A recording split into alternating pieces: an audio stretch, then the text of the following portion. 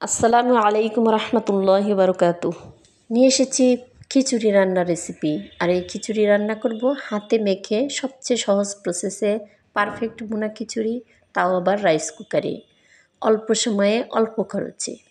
Rice কুকারে শুধু উঠিয়ে দেওয়া, আর কোনো ঝামেলা নাই, কোনো টেনশন নাই, পুড়ে যাওয়া বা পুড়ে ধরার কোনো টেনশন নাই, শুধু একটু নেড়ে চেড়ে দিলেই হলো। এমন সুবিধা আর হয় না।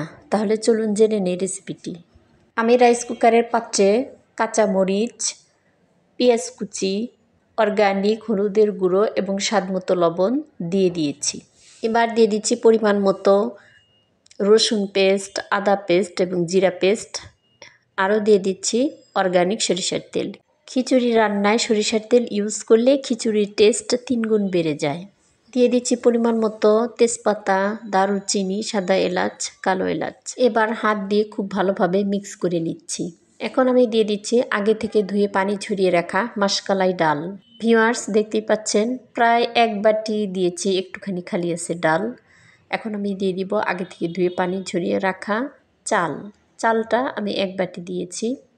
এখন চাল, ডাল এবং মশলা সবগুলো একসাথে হাত দিয়ে খুব ভালোভাবে মিক্স করে নিচ্ছি। ভালোভাবে মিক্স করে নিয়েছি। এখন দিয়ে দিচ্ছি 1 বাটি চাউলের জন্য 2 বাটি পানি।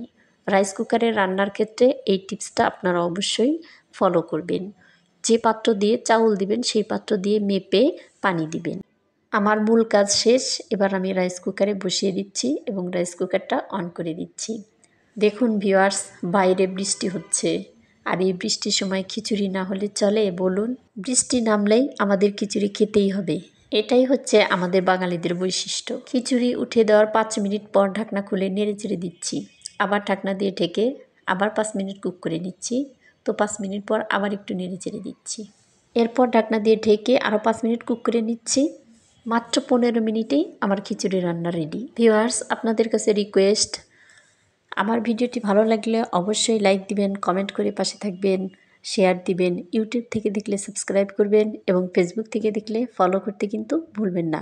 ভিউয়ার্স, দেখতেই পেলেন মাত্র 15 মিনিটে কত সুন্দর ঝরঝরে ভুনা খিচুড়ি রান্না করে নিলাম এবং সার্ভ করছি কাঁচামরিচ, ডিম, চিকেন এবং সামান্য আচার দিয়ে। ইনশাআল্লাহ দেখা হবে অন্য কোনো ভিডিওতে। সে পর্যন্ত সবাই ভালো থাকুন, সুস্থ থাকুন। আল্লাহ হাফেজ।